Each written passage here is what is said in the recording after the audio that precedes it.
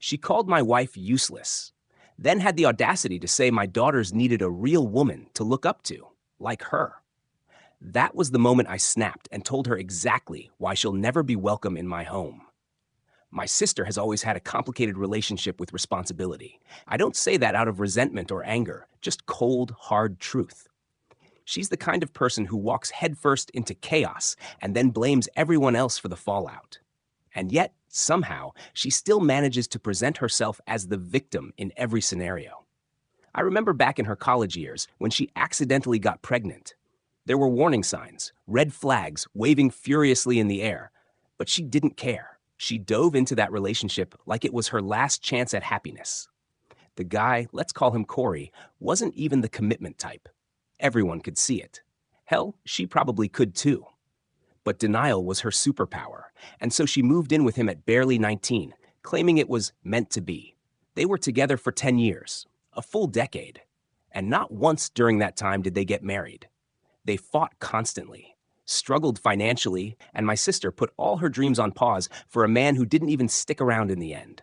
One day, Corey just left, said he couldn't do it anymore. No child support, no goodbyes, just vanished. She was devastated. But more than that, she was stuck. And that's where things started unraveling between us. While her life stayed on pause, mine kept moving forward. I had graduated, found stable work, and eventually met my wife, Camila. Now, Camila isn't your typical suburban mom. She's adventurous, ambitious, and always chasing her next thrill. She's traveled to 27 countries, is part of 3 nonprofits, and still finds time to be an amazing mother to our 2 daughters. Yes, she's away a lot, but when she's home, she's present. Loving, supportive. My girls adore her. My sister, on the other hand, hates her. She's never said it directly, not in those words, but you can tell. The judgment in her tone, the side eye during family dinners, the well, if I were a mom comments she always slips in under her breath. She doesn't respect Camila's choices. She doesn't understand them. And instead of asking questions or trying to see things differently, she mocks them.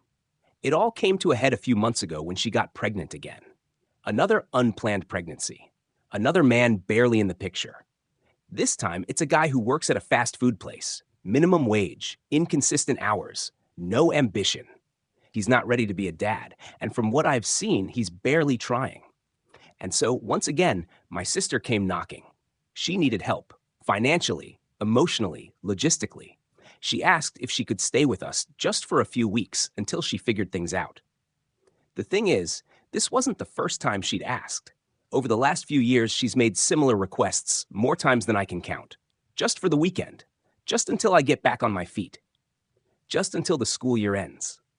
Every time I turned her down politely. I helped in other ways, babysitting when I could, sending money when necessary, but I never let her move in. Not once. I knew how it would end. She doesn't just bring her suitcase, she brings her drama, her chaos, her resentment. And now she was trying again. This time, she had a new angle. She said my daughters needed a woman in their lives who could teach them real values. She looked me dead in the eye and said Camila wasn't fulfilling her role as a mother. That our daughters were growing up without guidance, without femininity, without someone to show them what a strong woman looks like. I laughed. Not because it was funny, but because I couldn't believe the sheer audacity. This was coming from a woman whose only achievement in the last decade was graduating high school. A woman whose relationships had crumbled, whose career never took off, who hadn't managed to build a life she could stand on her own 2 feet. She wanted my daughters to look up to her? As what?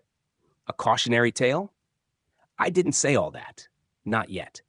I still tried to keep it. Look, I said, I appreciate the offer, but the girls are doing fine.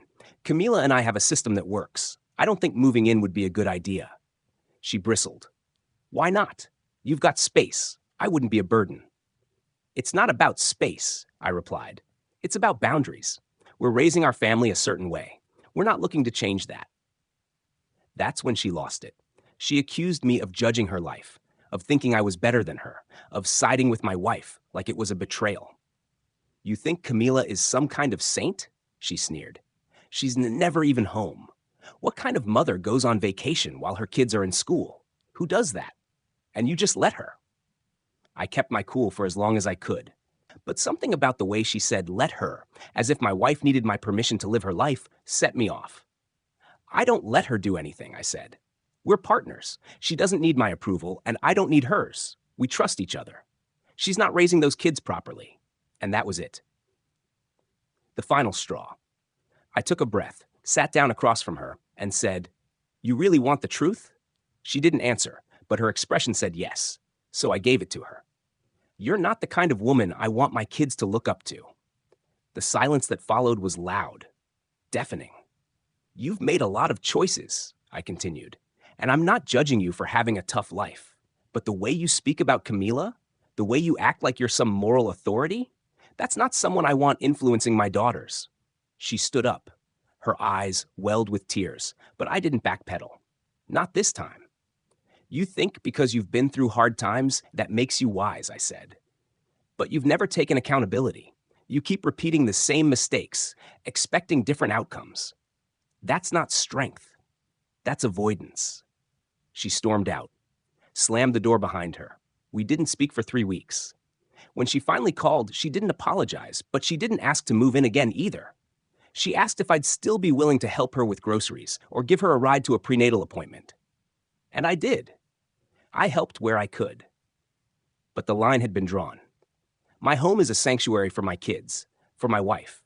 It's a place of peace, not passive aggression or guilt trips or bitterness disguised as family concern. My sister might be family by blood, but that doesn't entitle her to space in my home or influence over my children.